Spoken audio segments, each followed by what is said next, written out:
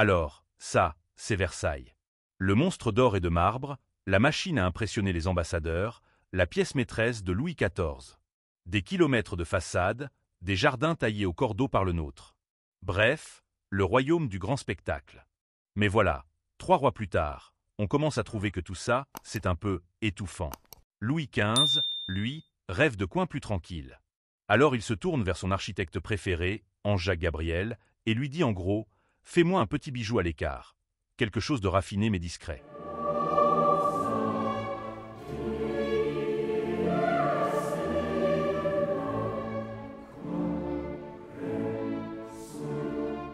Imaginez. Nous sommes au cœur du domaine de Versailles, mais pas dans les grands salons dorés où s'étouffent les conversations compassées de la cour. Non. Ici, on est dans un petit écrin de verdure, une bulle d'intimité royale, le Petit Trianon. Entre 1762 et 1768, sur l'emplacement d'un ancien jardin botanique, l'architecte star de l'époque, Ange-Jacques Gabriel, bâtit ce petit palais pour Louis XV. Ce n'est pas un caprice anodin. Il l'offre à sa célèbre favorite, Madame de Pompadour. Ironie du sort. Elle meurt 4 ans avant la fin du chantier. Arrive 1774. Louis XV tire sa révérence, Louis XVI monte sur le trône, et là, surprise. En cadeau de mariage un peu particulier, il offre le Petit Trianon à sa jeune épouse de 19 ans, Marie-Antoinette. Pas pour y recevoir les ambassadeurs ou signer des décrets, non, pour son plaisir exclusif. Et pour la première fois dans l'histoire de France, une reine possède un château en son nom propre. Autant dire que certains à Versailles font déjà la grimace. Pour Marie-Antoinette, ce lieu devient un refuge. Ici, pas de révérence interminable ni d'étiquette écrasante. L'accès est ultra sélect. Pas de billet d'entrée, pas d'invitation, pas d'accès. Seul le cercle très privé de la reine franchit ses portes. Que fait-on ici? On joue aux cartes, on tape quelques billes au billard, on monte des pièces de théâtre et des concerts. Alors là, mes amis, on est au Petit Trianon. Et pour ce bijou, c'est Gabriel, l'architecte en chef, qui sort sa plume et trace les plans. On est en plein XVIIIe siècle et le vent nouveau du néoclassicisme souffle fort. Le goût de l'antiquité grecque envahit l'Europe entière. Ce petit château, c'est pile la charnière. On quitte les volutes et la fantaisie rococo du début du siècle pour glisser tout en douceur vers la rigueur et l'élégance néoclassique des années 1760. Un cube parfait, sobre, avec un toit plat ceinturé d'une élégante balustrade. Mais attention, pas question que ça fasse monotone. Gabriel s'amuse, il offre à chaque façade sa personnalité, sa petite touche unique. Toutes ces façades sont ceintes de murs qui cachent de discrets passages de service et de petits jardins. Bref, tout pour donner au palais l'allure chic d'un hôtel particulier. Regardez bien cet escalier d'honneur. 2 volets droites de pierre claire, qui s'élancent avec grâce vers les appartements secrets de Marie-Antoinette. Les rampes en fer forgé, étincelantes de bronze doré, racontent le savoir-faire des artisans gamins et brochois.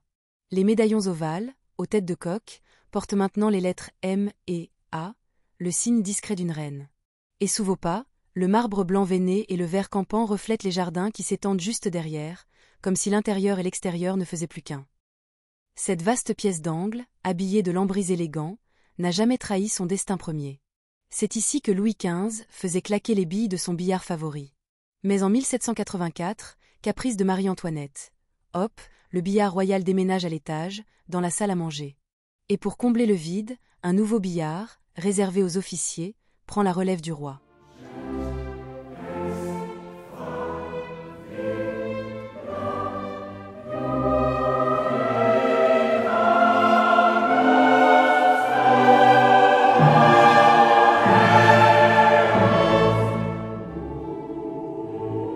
Ici, au réchauffoir du Petit Trianon, on ne cuisine pas, on réchauffe.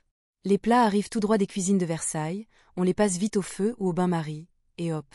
Grâce au monte-plat, ils filent direct dans la salle à manger de Marie-Antoinette. Pas de domestique qui circule, pas de chichi. La reine peut dîner tranquille, comme à la campagne, mais avec tout le confort d'une reine de France. En toute humilité, mais toujours savamment organisée.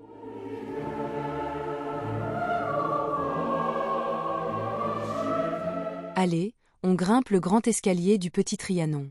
Pas d'apparat pompeux comme à Versailles. Ici, ça file droit, sobre, élégant. Marbre clair, rampe délicate. Ça en jette sans écraser.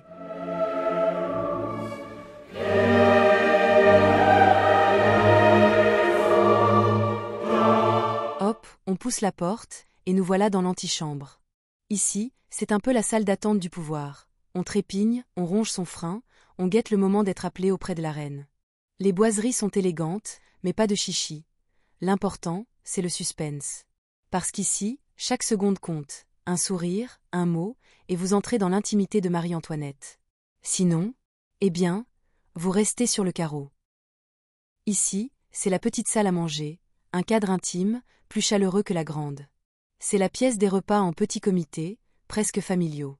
On n'y étale pas le faste, on savoure le calme, la proximité. Marie-Antoinette y retrouvait ses proches, comme chez elle, loin des regards indiscrets de la cour. Un vrai coin de liberté à table.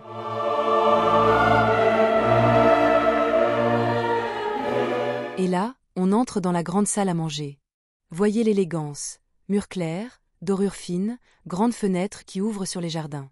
Et détails croustillants, la table monte et descend grâce à un ingénieux système de table volante.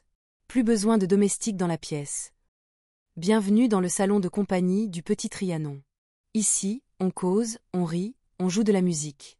Bref, c'est le cœur mondain de Marie-Antoinette. Pas d'étiquette écrasante comme à Versailles, boiserie claire, dorures fines, miroirs qui multiplient la lumière. On s'installe dans les fauteuils de soie, on improvise un air de harpe, un petit théâtre entre amis. C'est un Versailles en miniature, intime et raffiné. Ici, la reine se rêve libre, loin du protocole, mais à la porte, déjà, le grondement du royaume.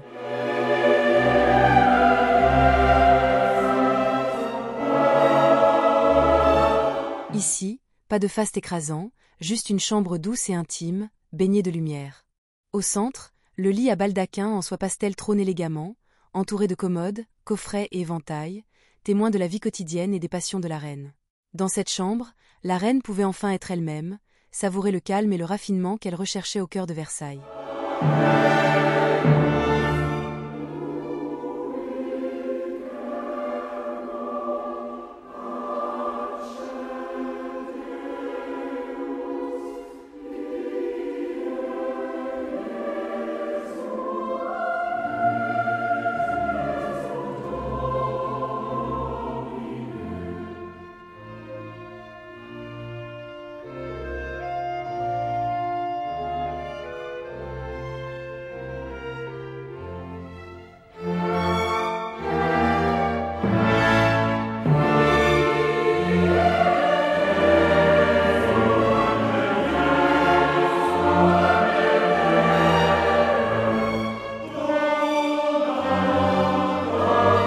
On est au milieu du XVIIIe siècle.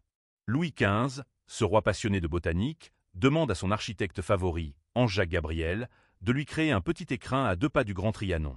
Pas un simple jardin, un vrai laboratoire végétal, une vitrine de son amour des sciences naturelles.